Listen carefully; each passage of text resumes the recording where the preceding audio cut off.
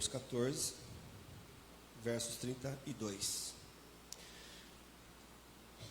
Amém? Diz assim: quando entraram ao barco, o vento cessou. Vou repetir. Quando entraram no barco, o vento cessou. Quando a gente olha para essa passagem aqui, nós vemos que Jesus tinha acabado de fazer um grande milagre. 5 pães e 2 peixinhos, ele alimentou 20 mil pessoas, mais ou menos. E a Bíblia diz que ele acabou de fazer esse milagre, ele estava despedindo as pessoas, e ele subiu ao monte a orar, foi buscar o Senhor em oração. Jesus vivia no monte, vivia em lugares separados, e ele disse para os seus discípulos: pega o barco e vai na minha frente. E eles pegaram o barco e foram à frente. E a Bíblia vai falar que na quarta vigília, isso dá entre 3 e 6 da madrugada, eles estavam 25 a 30 estádios. Isso também vai dar entre 4 a 5 quilômetros de distância. Eles estavam no meio do mar de madrugada, e a Bíblia vai falar, irmãos, que veio um vento forte, e as ondas começaram a movimentar onde eles estavam. E provavelmente esse barco não era um barco grande, uma embarcação grande, talvez um barco pequeno. Mas a verdade é que eles começaram a ter medo, começaram a ficar assustados com aquilo que estava acontecendo. Imagine só, você dentro de uma embarcação, no meio do mar, um vento começa a ficar forte, e eles eram pescadores, a maioria deles. Pedro, Tiago, João, e mais os demais discípulos que estavam ali, eles eram experientes. Eram homens experientes, nem todos eram pescadores, mas a maioria eram. E aí, irmãos, a palavra diz que o vento começou a se levantar.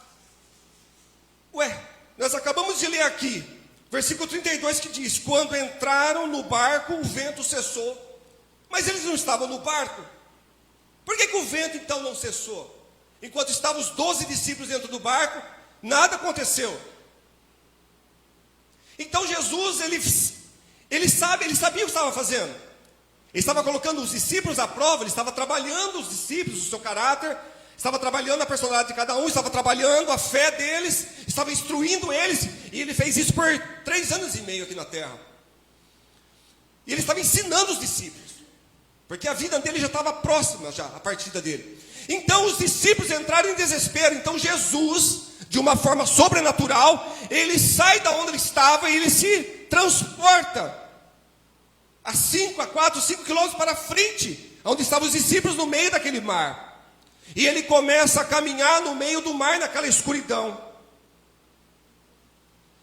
E o barco balançava, irmãos.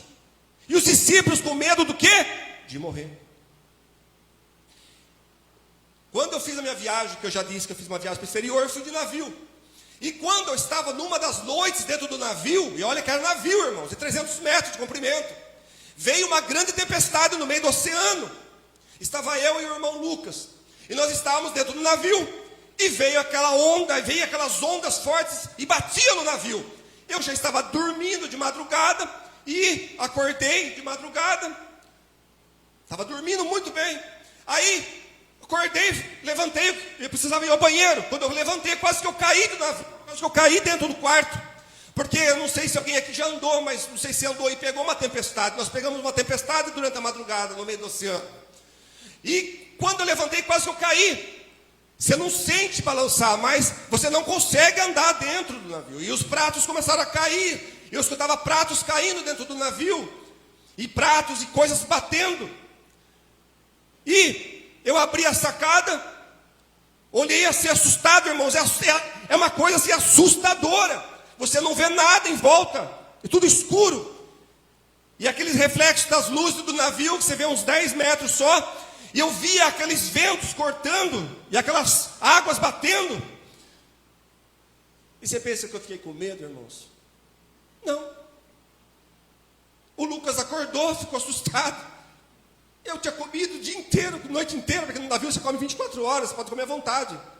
E eu fui deitar. Fui segurando para as paredes, e fui voltar, e voltei a deitar. E eu estava morrendo de sono, com a barriga cheia, explodindo. Deitei e dormi. Por quê? Porque Jesus estava no barco, e eu conheço Jesus que entrou no barco. estava bem assustado. Eu falei, irmão, volta a dormir. Mas o louco, falei, volta a dormir, irmão, vai dar tudo certo. E quando nós acordamos no outro dia, estava aquele sol lindo, maravilhoso. O que eu quero dizer com isso?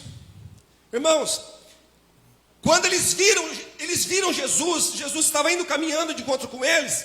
Eu queria ter visto Jesus pessoalmente ali, né? Mas ele não apareceu, não, mas ele estava em espírito lá. Amém? Quando Jesus, irmãos, vai de encontro e eles veem Jesus, eles falam, é um fantasma. Por quê? Porque no meio da tribulação nós não conseguimos enxergar Jesus.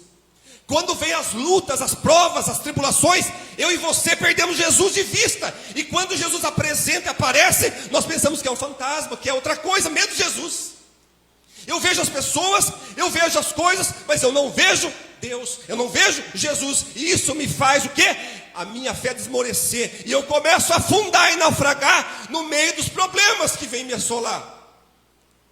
Mas nós que conhecemos a palavra, Pedro não conhecia ainda, Pedro nem era ainda, tinha nem recebido o Espírito Santo aqui ainda. Então o que acontece? Nós que já somos lavados, redimidos do sangue do Cordeiro, conhecemos o verbo vivo, não temos que temer as tempestades que vêm sobre nós. Porque Jesus, irmãos, ou ele está no barco, ou ele vai entrar no barco. Existe uma outra passagem que Jesus está no barco dormindo. Não é a mesma, é outra. E o barco também vai sofrer um grande revés ali. Seja Jesus dentro do barco dormindo, ou seja Jesus mandando eu ir no barco, eu sei que o barco não vai naufragar. Porque quem está no controle? Jesus. Quem é que ordenou o vento para que parasse? Jesus. Quando eles estavam no barco, estou finalizando, quando eles estavam no barco, nada aconteceu. Porque se Jesus não estiver no barco, nada acontece. Se Jesus não estiver na minha, na sua vida, nada vai acontecer. E o vento, e a tempestade, e o temporal, e as ondas fortes, e aquele medo do mar, porque é assustador o mar. Eu sei disso, eu vi isso, é assustador no meio de uma tempestade. Só que você tem que confiar em Deus. Ele deu a ordem, ele dá a ordem.